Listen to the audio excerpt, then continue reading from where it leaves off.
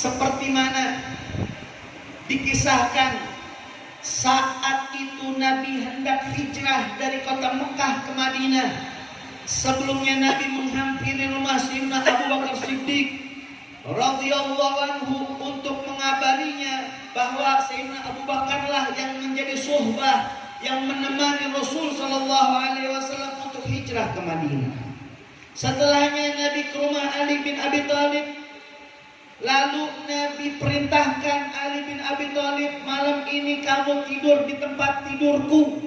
Dan Nabi berikan syalnya, ridanya Nabi yang berwarna hijau, yang biasa Nabi kenakan jadi selimut tidur. Pertanyaannya, kenapa saat itu Sayyidina Ali gak diajak aja hijrah bareng bersama Abu Bakar Siddiq dan Nabi Muhammad ke kota Madinah? Jawabannya, karena di pundaknya Nabi, di sisinya Nabi, masih banyak amanat-amanat orang-orang Quraisy yang harus dikembalikan. Tidak ditelantarkan oleh Rasulullah, dititipkan kepada Sayyidina Ali agar dikembalikan nanti kepada orang-orang Quraisy. Dulu orang-orang kalau punya harta banyak, mereka titipkan kepada seseorang yang mereka yakini jujur dan amanat. Dan tiada mereka temukan manusia yang amanat dan jujur, seamanat dan jujur baginda Habibuna Muhammad sallallahu alaihi wasallam. Dulu Nabi begitu dicinta, dulu Nabi begitu terpuji di mata mereka orang-orang Quraisy, sampai Nabi sallallahu alaihi wasallam mendapatkan julukan Muhammad Al-Amin, sosok Muhammad yang sangat amanat dan jujur.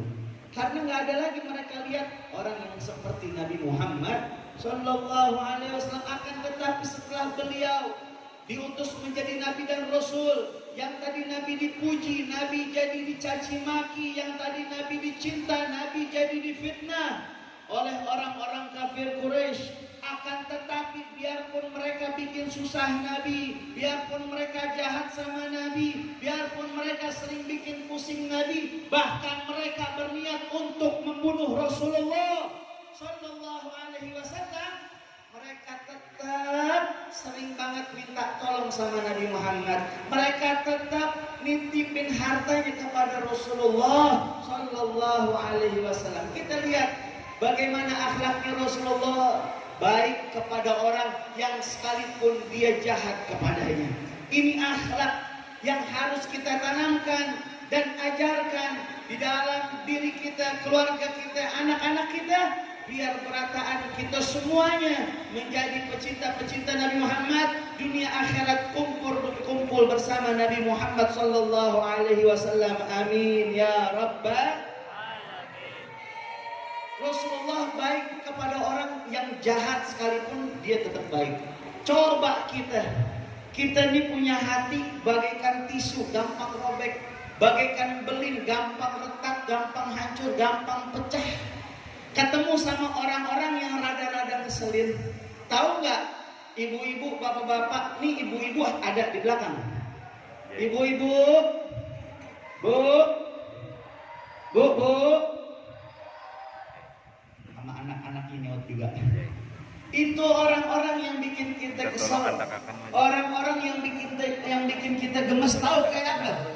Seperti mereka orang yang kalau lagi butuh datang ke kita, lagi ada maunya datang ke rumah kita, sopan banget. Tahu-taunya mau minjem duit, minjem 100 biar silaturahmi gak putus. Oncom. Kita kalau ngelihat orang mau minjem duit, mau ngutang, kita bisa, kita bantu. Pahala besar ngebantuin orang lagi butuh. Cuman kadang orang ngutang ada dua macam. Ngutang karena memang dia butuh, yang kedua ngutang karena memang penyakit. Ngutang aja, ngembaliin mah gak mau. Orang kalau ngutang biar tahu diri. Kita ketika melihat ada orang yang membutuhkan, mungkin untuk keluarganya kita husnudzon. Mungkin dia buat beli obat, mungkin buat nafkah, mungkin anaknya mau beli kitab lagi pesantren, mungkin buat bayar SPP, kita husnudzon. Kita bisa, kita bantu. Akan tetapi yang ngutang biar tahu diri. Kalau ngutang siap-siap untuk ditagih. Karena berapa banyak orang sekarang ngutangnya sopan banget, giliran ditagih galakan dia sama kita. Giliran ditagih ngambek. Giliran ditagih, kata orang Jakarta, baperan. Giliran ditagih nomor kita diblokir. Ada nggak kayak begitu di sini? Nggak ada. Ini kelihatan muka-muka orang sugih, orang kaya semua. Amin. Mudah-mudahan pulang dari sini dapat rezeki nomplok. Pulang dari sini dapat rezeki yang banyak, yang halal, yang barokah, yang tidak ada siksa setelahnya. Amin ya Rabbal. Seperti mana kamu berusaha untuk mendapatkan pinjaman, maka berusahalah juga untuk mengembalikannya.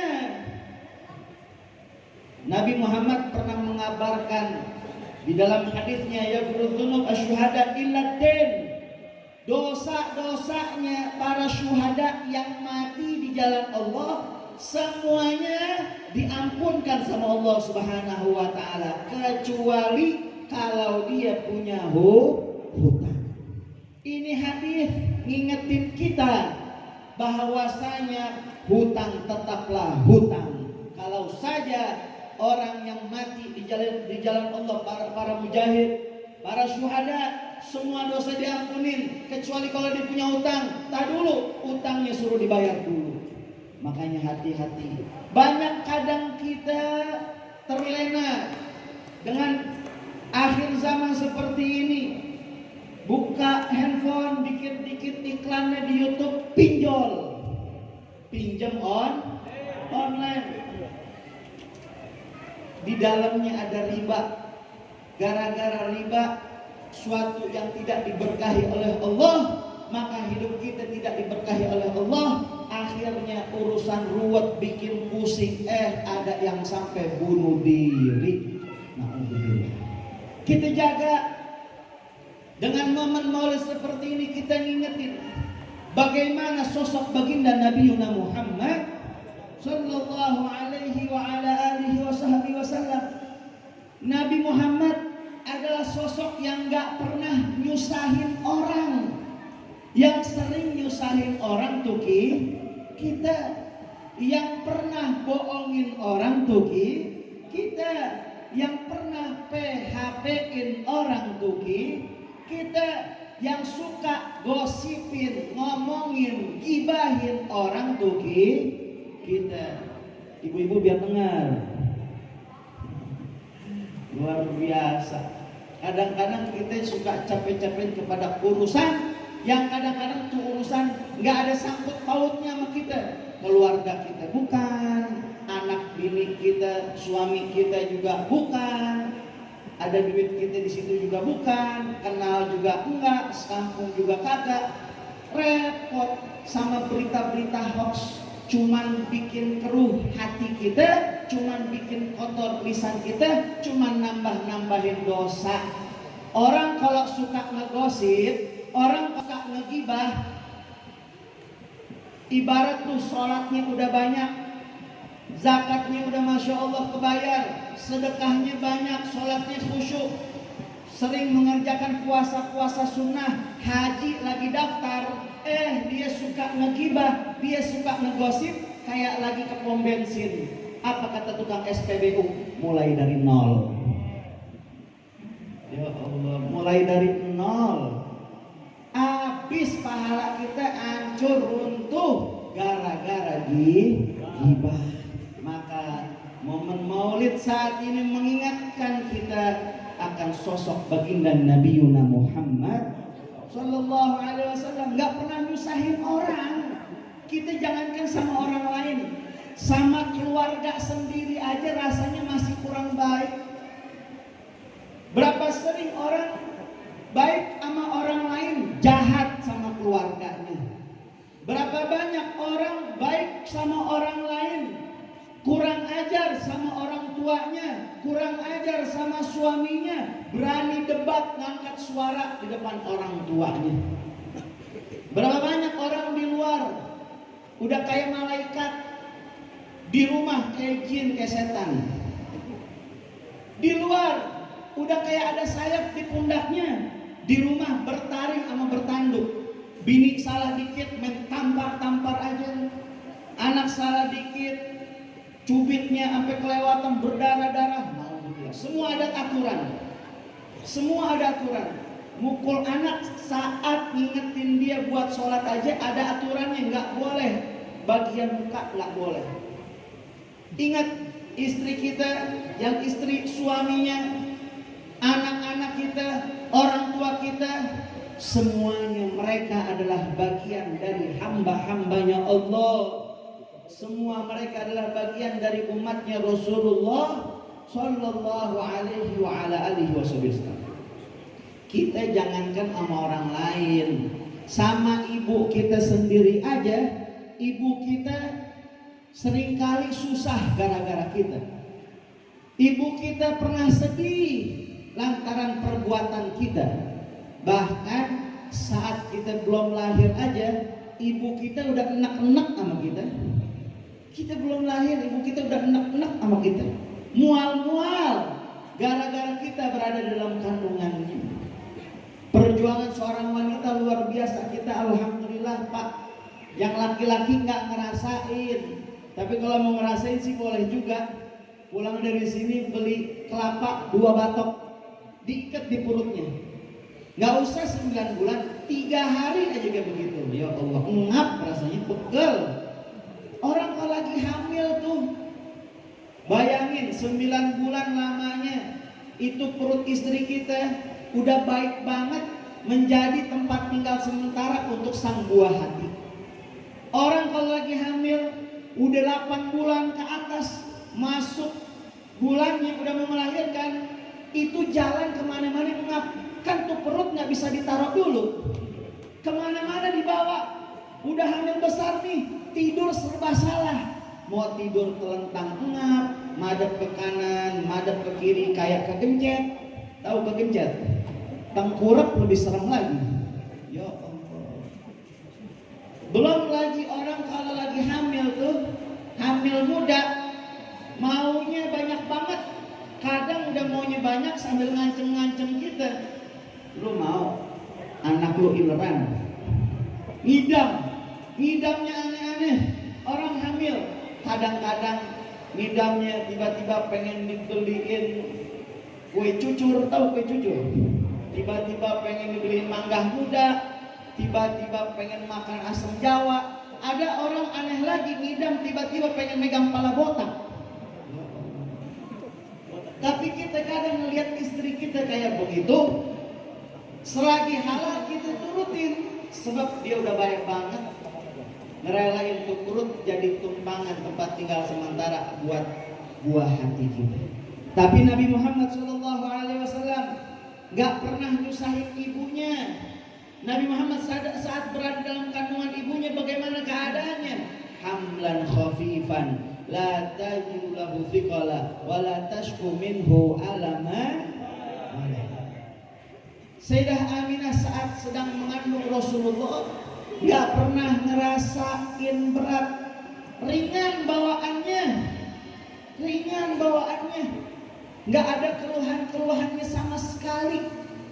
Sampai sudah dekat waktu melahirkan, datang ke kediamannya Ummu Syafa yang menjadi bidannya, yang membantu persalinannya. Siapa Ummu Syafa? Ummu Syafa adalah ibu daripada Abdurrahman bin Auf. Siapa Sayyidina Abdurrahman bin Auf? Beliau adalah salah seorang sahabat Nabi yang masuk ke dalam golongan Asyrah Mubasyirin bil Jannah. 10 orang yang mendapatkan kabar masuk ke dalam surga. Kita berdoa, mudah-mudahan semua yang hadir Allah mudahkan langkah kaki masuk ke dalam surga. Amin. Mau masuk surganya sekarang apa nanti aja? Sekarang katanya. Beban hidup udah banyak. Saat itu Ummu Syafa melihat keadaannya Sayyidah Aminah. Aminah, wahai Aminah, ini sebentar lagi kamu mau melahirkan. Ada nggak ngerasain sakit pinggangnya, mules dan lain sebagainya? Reaksi-reaksi seperti pada umumnya ibu-ibu hendak melahirkan. Kata Sayyidah Aminah, nggak ada. Saya nggak ada ngerasain apa-apa. Bahkan saat itu Sayyidah Aminah keadaannya lebih sehat, lebih kuat, lebih fit saat sedang mengandung baginda Habibuna Muhammad sallallahu alaihi wa ala alihi wasallam. Maka betul saja yang diprediksi oleh Sayyidah Ummu Syafa, wa hinama baraza sallallahu alaihi wasallam min badni ummihi baraza rafi'an tarfahu ila sama mu'miyan bidzalika raf'i ila anna lahu syarafan ala majduhu. Saat Nabi lahir menurut sebagian besar ulama tanggal 12 Rabiul Awal. Walaupun pendapat lain ada yang mengatakan tanggal 7 Rabiul Awal dan tanggal-tanggal yang lainnya, akan tetapi mereka semua ulama berpendapat sepakat Nabi lahir di hari Senin di kota Makkah di tahun saat itu Nabi lahir min batni ummihi, Nabi lahir dari perut ibunya. Sebagaimana disebutkan di dalam kitab Nihayatuz Zain lil Imam An-Nawawi Al-Baghdadi, bahwasanya para nabi dan rasul, para anbiya wal mursalin, dari Nabi Adam sampai Nabi Muhammad, semuanya mereka lahir bukan dari tempat keluarnya najis, di atas kemaluan, di bawah pusat, dari perut ibunya. Bahkan khususnya untuk Nabi kita Muhammad lahir dari bagian lambung sebelah kiri. Istilah zaman sekarang ada yang namanya sesar, tapi berbeda sesar sekarang dan dulu karena langsung atas kehendaknya Allah Rabbul Alamin. Maka saat lahirnya Nabi Muhammad sallallahu alaihi wasallam, keajaiban-keajaiban Allah tampakkan. Karena Nabi saat lahir dalam keadaan sujud, pandangan dan tangan mengarah ke langit, seakan-akan Allah ingin mengabarkan yang lahir manusia, tapi bukan seperti manusia biasa, basyarun la kal basyar. Saat itu sang ibu dan sang bidan tidak bisa terlalu jelas melihat bayi yang baru saja dilahirkan, karena diliputi dengan cahaya Nurul Mustafa. Sampai Ummu Syafa dia berkata, fa'adha'a lahu ma bainal masyriq wal maghrib hatta nadhartu ila ba'di qusurir rum. Saya melihat cahaya yang sangat terang menyinari barat dan timur, sampai saya punya mata dapat melihat sebagian istana-istana yang ada di negeri Rum. Dan saat itu api yang disembah oleh orang Majusi di Faris sekian lama tak pernah padam saat lahirnya Nabi Muhammad. Berhala-berhala yang ada di sekeliling Ka'bah yang begitu kokoh semuanya runtuh, hancur saat lahirnya Nabi Muhammad. Seakan-akan Allah ingin mengabarkan tiada yang patut disembah kecuali Allah, tiada Tuhan selain Allah, la ilaha illallah Muhammadur Rasulullah sallallahu alaihi wasallam. Dan Nabi kita Muhammad sallallahu alaihi wasallam udah cakep bawaan lahir. Nabi Muhammad cakep bawaan lahir. Ada apaan tuh? Tawuran apa?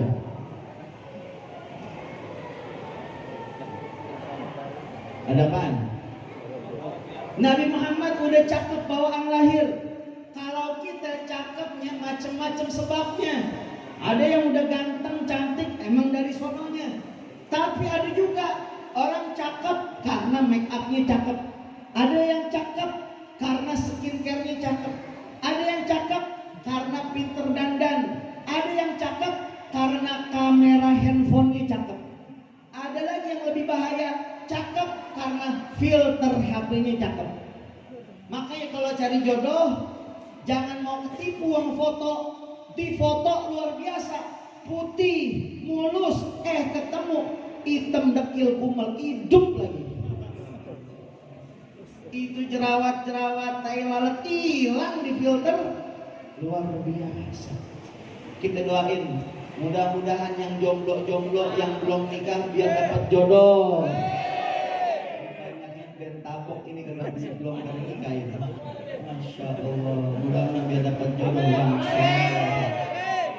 Yang di belakang perempuan mudah-mudahan belum nikah dapat jodoh yang soleh. Amin ya Rabbal. Dan Nabi kita Muhammad adalah sosok manusia yang sangat luar biasa kasih sayangnya. Tidak ada kasih sayang seorang pun yang melebihi kasih sayang Habibuna Muhammad, melebihi kasih sayang orang tua kepada anaknya, melebihi kasih sayang seorang istri kepada suaminya, kasih sayang Nabi Muhammad kepada umatnya. Shallu ala Muhammad. Sampai Nabi Muhammad sallallahu alaihi wasallam sebagaimana dikabarkan oleh Allah Subhanahu wa taala dalam Al-Qur'an, "Wa ma arsalnaka illa rahmatan," dan tidak aku utus engkau wahai Muhammad melainkan rahmat dan kasih sayangnya menyeluruh untuk seluruh makhluk ciptaannya Allah Subhanahu wa taala. Maka momen Maulid seperti ini mengajarkan kita agar senantiasa saling cinta satu dengan yang lainnya sesama umat Nabi Muhammad Sallallahu alaihi wasallam. Tahu nggak? Saking rahmatnya Nabi, kasih sayangnya Nabi luar biasa, tak pernah kita temukan di dalam sejarah peperangan-peperangan yang dihadiri oleh Rasulullah, ghazwah-ghazwah yang dihadiri oleh Nabi Muhammad. Nabi membunuh, Nabi memenggal, Nabi menusuk, Nabi mentelantarkan dan sebagainya. Nggak pernah kita dengar. Saya mau tanya, padahal Nabi saat berperang, Nabi jadi pemimpin atau jadi prajurit? Jawab yang kompak. Nabi saat memimpin perang, Nabi berada di garda terdepan atau paling belakang? Paling depan. Dialah sebaik-baiknya pemimpin. Bukan pemimpin yang tong kosong nyaring bunyinya, bukan pemimpin yang pintar mengumbar janji, bukan pemimpin yang menghembuskan sekedar angin sorga, tapi pemimpin yang betul-betul pemimpin. Dialah yang berada di garda terdepan, memimpin perang tersebut, nggak ngandelin ajudan, nggak ngandelin prajurit, nggak ngandelin anak buah. Nabi yang maju duluan. Kalau kita kan enggak, ajudan maju duluan. Ajudannya kalah, dia ciut kabur lari. Nabi Muhammad adalah sosok manusia yang kuat. Kekuatannya Nabi 1:40 orang. 40 orangnya bukan 40 orang di dunia, tapi 40 orang di sorga. Tahu nggak? Ibu-ibu, bapak-bapak nih semua, kalau masuk sorga, amin. Satu orang di sorga sebanding dengan 100 orang di dunia. Kekuatannya Nabi kita Muhammad 100 kali 40. 1:4.000. Kekuatannya Hadratul Rasul Sallallahu alaihi wasallam, sampai mereka para sahabat itu kalau keteteran, kalau mereka kepepet, kepukul mundur sama musuh, mereka ngumpetnya di mana? Mereka ngumpet di belakang Nabi Muhammad Sallallahu alaihi wasallam. Tapi kita lihat, dialah sebaik-baiknya pemimpin. Yang kita doakan para pemimpin-pemimpin kita, mudah-mudahan bisa meniru akhlaknya Rasulullah, agar menjadi pemimpin yang amanah, yang membawa negeri kita, kampung kita, kota kita menjadi kota tempat negara yang diberkahi oleh Allah Subhanahu wa taala. Amin ya Rabbal. Nabi Muhammad biarpun jadi pemimpin dan berada selalu di garda terdepan, baik perang Badar, Uhud, Hunain, Khaybar, Khandaq dan perang ghazwah-ghazwah lainnya yang dihadiri olehnya, tak pernah kita temui Nabi membunuh satu orang pun. Adapun satu yang bernama Ubay bin Khalaf, itu pun gara-gara perbuatannya sendiri. Saat itu nantang-nantang Nabi, sok-sokan gitu, nantang-nantang Nabi, dia yang saya bakal bunuh Muhammad, saya bakal bunuh Muhammad. Ditantang balik sama Nabi Muhammad, saya yang bakal bunuh Ubay. Ciut langsung. Sebab Ubay tahu sosok Muhammad apabila berbicara pasti tepat kejadian. Kayak kita kadang-kadang sok-sokan nantang-nantang musuh, ngomong-ngomongin orang, sok-sokan jadi pahlawan, tapi pahlawan kesiangan. Giliran musuhnya ada di depan, kita ngumpet di dapur. Lihat Rasulullah Shallallahu Alaihi Wasallam. Rasul tantang balik, saya bakal bunuh Ubay. Sampai akhirnya Ubay selalu ketakutan, mikirin ungkapannya Rasulullah yang bakal membunuhnya. Sampai pada saat perang Badar, pedang terkena sedikit. Pedangnya Rasulullah mengenai sedikit daripada bagian tubuhnya Ubay yang membuatnya luka. Tapi cuma luka sedikit. Sampai teman-temannya bilang, kalau kata kita, Ubay, lu jangan lebay-lebay banget. Ini cuma luka sedikit, nggak bakal bikin kamu celaka, nggak bakal bikin kamu mati. Tapi sugestinya bilang lain. Dia udah ketakutan duluan. Akhirnya perjalanan pulang dari perang, dia mati. Tapi matinya bukan di medan perang. Itu pun nggak dipenggal sama Nabi, nggak ditusuk sama Nabi, nggak dibunuh sama Nabi. Cuman terluka sedikit. Selain itu nggak pernah kita temukan. Walaupun semua musuh dan semua perang-perang tertuju kepada Nabi Muhammad, semua mereka berniat untuk membunuh Rasulullah. Baik dari pedang, tombak, busur panah, semuanya mengarah kepada Nabi Muhammad Sallallahu Alaihi Wasallam. Tapi Nabi adalah sosok Nabiur Rahmah. Seakan-akan kita bisa bayangkan setiap pukulan hanya dihadapi dengan tangkisan oleh Nabi Muhammad Sallallahu Alaihi Wasallam. Nabi biarkan sahabat yang membunuh mereka orang-orang kafir, tapi Nabi tidak mau membunuh. Sebab rahmatnya Nabi, kalau perlu tidak ada tumpah darah. Sampai pernah dikabarkan suatu hari ada orang Yahudi yang mati. Nabi sedih luar biasa. Sahabat pada bingung, ya Rasulullah, kenapa sedih? Yang mati Yahudi bukan umatmu, bukan sahabatmu.